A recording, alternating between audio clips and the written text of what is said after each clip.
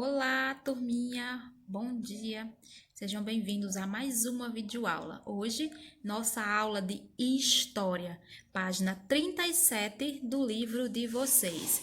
Vamos falar rapidamente, sobre as capitanias hereditárias. Esse não vai ser o nosso único assunto de hoje, terá outro, certo? Mas será curtinho. Vocês sabem o que foi as capitanias hereditárias? Não? Vamos descobrir então? Nós já vínhamos discutindo, nas aulas anteriores sobre as grandes navegações, falamos um pouquinho, sobre o Tratado de Tordesilhas. Vocês lembram o que era o Tratado de Tordesilhas? Lembram que no tratado foi passado uma linha e foi dividido o país? Então, de um lado, o que fosse encontrado de um lado seria de Portugal, não era assim? E o que fosse encontrado do outro lado da divisão seria da Espanha. Lembram disso? Então, após esse tratado, foi-se criado as capitanias hereditárias, certo? Porque lembram que quando a gente estava falando sobre esse tratado, nós falamos também que tinham outros países que também queriam fazer suas explorações marítimas, que eles também queriam descobrir novos lugares. Então, falamos sobre os países que estavam inclusive invadindo, pirateando, lembram disso? Os territórios já achados, já descobertos pelos países Portugal ou Espanha, não é isso? Então, aqui, ó, Dom João III, que é um rei, Ele foi o responsável pela implantação do regime das capitanias hereditárias. Ele pegou o nosso país, Brasil, e dividiu em 15 lotes, certo? Desses 15 pedacinhos, lotes, ele dividiu em 12, deu para 12 pessoas diferentes. Pegou, quem eram essas 12 donatários? Ele escolheu 12 pessoas de confiança dele, do rei Dom João III, escolheu essas 12 pessoas e deu as 15 terras, dividiu os 15 pedaços de terra do nosso país para 12 pessoas, chamados de donatários. Esses 12 donatários eram de confiança do rei, Eram pessoas importantes como militares, fidalgos, entre outros. Eles receberam esse nome, pois poderiam ser passados de pai para filho, por isso chamado de hereditário, ou seja, os filhos poderiam herdar essas terras dos seus pais, por isso hereditário, que vem de herança. Os principais objetivos eram povoar a colônia e dividir a administração colonial. As capitanias hereditárias, porém, tiveram vida curta e foram abolidas 16 anos após a sua criação, Então, o rei Dom João III criou as capitanias hereditárias, deu para 12 amigos deles de confiança os 15 pedacinhos de terra do Brasil, dividiu entre eles e deu para eles povoarem essa terra. Por que ele fez isso? Porque o rei percebeu que povoar um novo país geraria custo, então ele teria gastos. Então, o que ele fez? Deu para 12 pessoas ricas para que elas assumissem a despesa, Então, ele deu para eles povoarem toda a despesa que tivesse, seria de responsabilidade dos donatários, certo? Aí diz, com a divisão, o rei de Portugal transferiu os gastos com a colonização para os nobres, que deveriam explorar usando seus recursos.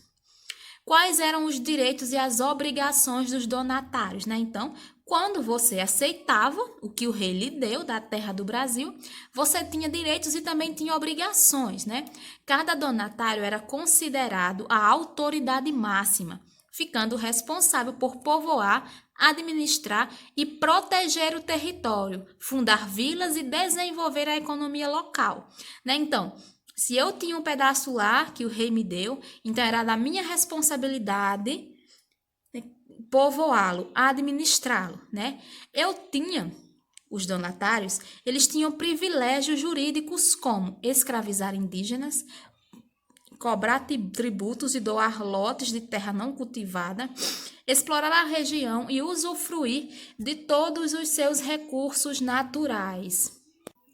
Ou seja, o que é isso, Então, se eu tinha o pedaço lá de terra que o rei me deu, eu poderia escravizar os indígenas, colocá-los para trabalhar de graça para mim, né? Eu podia cobrar deles, certo? E podia também dar pedaços de terras que eu não achasse proveitosas para mim. No entanto, o sistema de capitania sofreu com a falta de recursos. Algumas foram abandonadas e em outros jamais seus donos estiveram ali. Somente 2 delas foram bem-sucedidas, a capitania de Pernambuco e a capitania de São Vicente, né? Então, nós descobrimos que o rei deu, mas aí tiveram donos que nunca pisaram nesse pedaço de terra brasileiro que o rei Dom João III deu. Nunca foram lá, sendo assim os índios tomaram de conta e acabou que isso não foi de Portugal, né? Continuou sendo dos índios. E tiveram aqueles casos que eles vieram, tomaram de conta das suas terras e acabou que o dinheiro não deu para povoar, para cultivar e acabou falindo. Dessas 12, né, dos 15 pedaços de terra dos 12 donos, apenas 2 delas foram bem-sucedidas, que foi a de Pernambuco e a de São Vicente. Aqui, tia pegou para vocês um mapa das divisões, tá vendo? Olha só, Maranhão, Ceará, Rio Grande do Norte, estão vendo? Porto Seguro, Espírito Santo.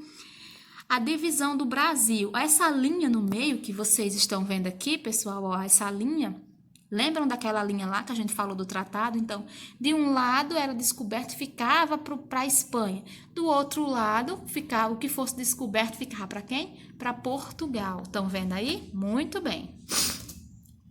Aqui nós temos uma divisão bem acentuada para vocês verem, ó. A capitania do Maranhão, a capitania do Ceará, do Rio Grande, de Itamaracá, de Pernambuco e os nomes referentes aos donos dessas capitanias. Isso tem no livrinho de vocês, página 37, nesse mapa azul, ok? Esse é o rei Dom João III. Estão vendo aí? Tia pegou para vocês uma imagem dele, para vocês conhecerem ele um pouquinho. Estão vendo? Uma foto de coroa e tudo mais. E agora a tia vai dar continuidade ao assunto, depois vai voltar e explicar a atividade. Vamos lá, continuando. Vamos agora falar sobre o governo geral. O que foi o governo geral? Aconteceu que as capitanias, elas faliram, né? Nós acabamos de descobrir que elas não deram certo, apenas 2 deu certo. Então, o que é que o rei fez? O rei criou o governo geral. As capitanias deram errado, não estava dando lucro, Portugal não estava ganhando nada com isso, só gastando, só perdendo. Aí o rei pensou, isso não dá certo, tem que fazer outra coisa. E aí ele começou a implantar o governo geral, certo? Vamos lá? Ó, foi criada em 1548 por Dom João III, em razão do fracasso do sistema anteriormente adotado, que eram as capitanias hereditárias. Junto com a ordem de implementação do novo modelo político-administrativo, fundou-se a primeira capital do Brasil, Salvador. Então, quando o rei, Dom João, ele disse, não deu certo, vamos fazer outra coisa, vamos criar agora o governo geral. Para isso, temos que ter uma sede, uma cidade-sede, né? Então, o que foi? Criou-se Salvador para essa função. Junto com o governador-geral, trabalhavam quem? O ouvidor-mor, o provedor-mor e o capitão-mor. E eles eram responsáveis pela guarda dos territórios. Então, o rei nomeou. E qual era a função do governador-geral? Era mandar, né? O rei, quando as capitanias faliu, ele não pôde tomar as capitanias de volta às pessoas que ele tinha dado. Então, com a implementação do governo geral, ele botou pessoas de confiança dele lá, né? O governador-geral, para que mandasse no lugar do rei, né? Então, os donatários, que eram os donos das terras, tinham que obedecer ao governador-geral. Junto com o governador-geral, trabalhavam o ouvidor-mor, que tia já disse, né? E então, qual era a função deles? Eles tinham 4 grandes funções, objetivos, que era defender a colônia dos invasores, combater os indígenas, a sua resistência, manter o processo de ocupação e contribuir para a exploração das riquezas, né? Então, o governador, o ouvidor, o provedor e o capitão, eles tinham essas funções, né? De defender, de combater os indígenas, certo? Continuando. Existiram 3 grandes e importantes governadores gerais. O primeiro foi Tomé de Souza. Ele chegou à região do estado da Bahia em 1549 e a tarefa dele era gerenciar a construção da primeira capital do Brasil. Para isso, foi necessário a retomada da capitania da Bahia de Todos os Santos, que era dominado por quem? Por Francisco Pereira da Coutinho, que era o donatário lá que o rei tinha dado a ele. Outras medidas tomadas pelo governador, ou seja, Tomé de Souza, foi apaziguar os conflitos com os indígenas por meio da catequização e escravização, estabelecendo os costumes e estilo de vida europeus por meio dos ensinamentos do catolicismo. Tomé de Souza ficou no poder de 1549 a 1553. 4 anos ele ficou no poder. Então, Tomé de Souza chegou lá, né, que o rei mandou, ele teve que tomar para a coroa novamente, porque era de Francisco Pereira da Coutinho, né, a Bahia Todos os Santos, que o rei tinha dado, e ele teve que tomar de volta para voltar a ser de responsabilidade da coroa. Com isso, ele catequizou os índios e os escravizou, certo? O próximo governador foi Duarte da Costa. Ele chegou em 1553, ele veio assumir depois de Mendes Sá. Perdão, gente, Tomé de Souza, né? Então, Duarte da Costa, ele chegou para ocupar o lugar que era do outro, né? E veio com um grupo de jesuítas, sendo um deles José de Anchieta. Todo mundo conhece José de Anchieta. Os clérigos foram os principais responsáveis pela criação dos centros urbanos e institutos de ensino da colônia. Diferente de Tomé de Souza, esse agora, Duarte da Costa, ele quis voltar à guerra com os índios, né? Então ele começou uma revolta com os índios. O líder optou por adotar uma postura hostil, ou seja, ele já chegou, né, criando um conflito com os índios.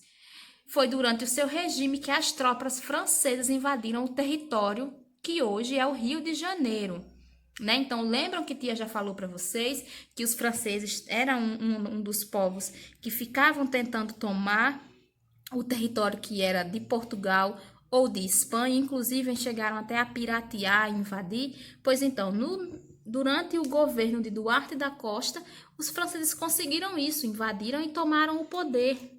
E aí chegou quem? Chegou Mendes Sá, que foi o terceiro. Mendes Sá, ele expulsou as tropas francesas e restabeleceu o bom convívio com os indígenas, né? Que estava conturbado com o anterior, né? Então ele trouxe paz. Construiu o Forte Coligny na luta contra a dominação francesa. Eles decidiram fundar a cidade do Rio de Janeiro. Então, quando os franceses foram expulsos, ele fundou a cidade do Rio de Janeiro. O governo dele durou entre 1558 e 1572. Após a morte dele, o período do governo geral chega ao fim, com a separação do Brasil em governo do Norte e governo do Sul, com suas respectivas capitais, Salvador e Rio de Janeiro. Então, Mendes Sá, ele teve uma forte influência nisso tudo, né? Ele expulsou os franceses, restabeleceu a paz com os indígenas, né? E depois da morte dele, o governo geral parou de existir, chegou ao fim, certo? E a nossa aula de hoje é isso. Por hoje é só, até mais. Agora nós vamos fazer as atividades. Quais são as atividades? Vocês vão lá na pagininha, voltando lá para o começo das capitanias hereditárias, página 38, 39 e 40, vocês respondem. Depois vão lá para a página 42 e 43 para responder o conteúdo referente a esse do governo geral. Na página 38 da atividade que eu pedi para vocês fazerem, na questão número 1, vocês vão ligar as correspondências, certo? Então, você vai ligar cada donatário à sua capitania. Isso tá no livrinho de vocês, na página 37. Diz as capitanias e os seus respectivos donos. É só olhar lá e fazer a ligação. Na questão 2, quem Dom João III selecionou para a doação das terras? Você vai ler aí qual o correto. Foram os escravos? Ele deu aos escravos? Ele deu aos homens brancos e pobres? Então, você vai ver qual é a resposta correta e vai marcar. Pintar, certo? Na questão 3, diz assim: em relação às capitanias, o que significa caráter vitalício? Isso é a mesma coisa do que hereditário. Na questão 4, use as palavras do quadro para completar o texto. Então, você vai ler o textinho e vai completar com as palavras correspondentes. Na questão 5, vocês vão simplesmente desembaralhar e achar a palavra. Na questão 6, diz assim: complete as informações a seguir. Então, o rei decidiu adotar o regime de capitanias hereditárias. Qual o nome desse rei? Você vai escrever aí. Como se chamava a pessoa que era favorecida com capitanias?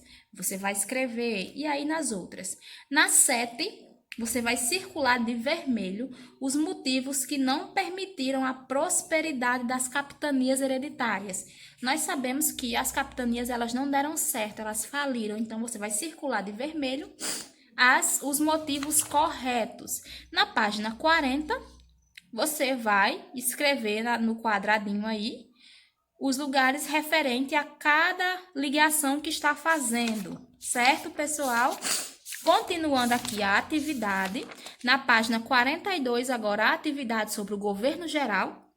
Na 1, você vai apenas completar com as respostas certas. Após o fracasso de quê? Aí você escreve. Na questão 2, faça a correspondência. Número 1, local de instalação do governo geral. Então, você vai ler aqui essas opções. E após ler as opções, você vai colocar os números correspondentes das respostas certas. Na questão número 3, escreva por que foi implementado um governo geral nas terras da colônia. Então, por que, pessoal, que foi implantado um governo geral? Você vai dizer. Na questão 4, troque os códigos, vai trocar os desenhos pelas sílabas e aí colocar nos lugares corretos, na A, na B, na C. Na questão 5, substitua a letra anterior de acordo com a ordem alfabética. Então, você vai dar uma olhadinha e substituir. Na questão 6, pinte de azul o nome do governador geral que fundou a cidade de Salvador. Na 7, em cada item, escreva um objeto da estrutura política e administrativa do governo. Então, lembram lá dos 4 itens que tia leu para vocês, que está lá no livro também. Na página 41, vocês vão achar, certo? Os principais objetivos. E aí você vai e escreve cada um no seu lugar. A 8, os governadores gerais não trabalhavam sozinhos. Pesquise e escreva a função de cada um.